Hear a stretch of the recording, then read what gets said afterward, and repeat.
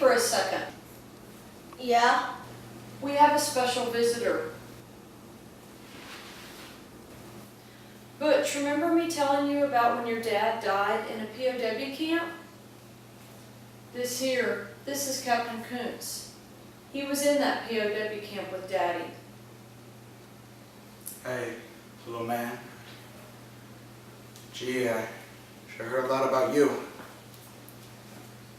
I was good friends with your dad during the war. We were stuck in that Hayote pit of hell for 5 years together. And hopefully, you'll never have to go through anything like that.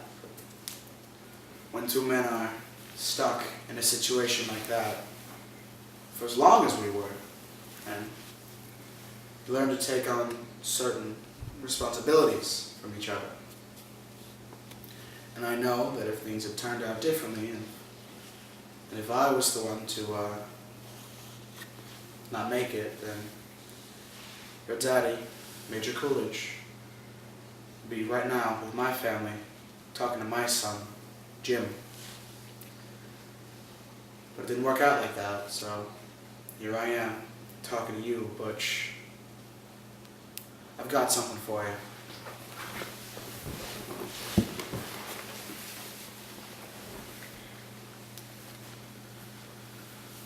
This watch I have right here was first purchased by your great-granddaddy. It was bought during the First World War, the day he was shipping out to Paris.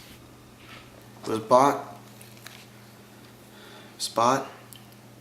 by Doughboy Aaron Coolidge, private in the U.S. military, from a little convenience store right outside of Knoxville, Tennessee. It was made by the first company to ever make wristwatches. You know, before then, people just had pocket watches. It was your great-granddaddy's war watch, and he wore it every day he was fighting for his country. You see, when your great-granddaddy got home, he came back home to your great-grandmother and put this watch in a little coffee cup.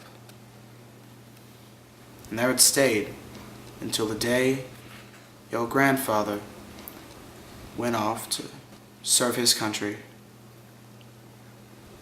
This time, they called it World War II. And your great-granddaddy gave it to your granddad for good luck. Unfortunately, Dane's luck wasn't as good as your great-granddad's was. He was a Marine. He was stationed on an island with all these other Marines. And all those boys were facing certain death. And they knew it. They had no illusions about it. So, your granddad gave this watch to a gunner named Wasaki to deliver to his infant son, who he had never seen in the flesh, your father. 3 days later, all the Marines were dead, including your grandfather. But Wasaki did his job. He delivered this watch to your father. This watch was on your father's wrist when he went down over Hayote.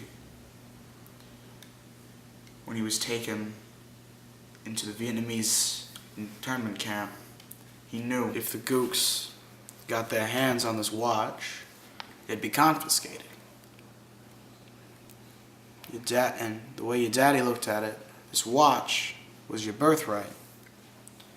And he'd be damned if he was going to let the slopheads get their greasy yellow hands on his little boy's birthright. So he hid the watch in the one place he knew he could hide something. His rectum. 5 years he wore this watch in his rectum. And when he finally died of dysentery, he gave the watch to me. 7 years I hid this uncomfortable hunk of metal in my rectum. And after those 7 years, I was sent home to my little family. And now, I give the watch to you.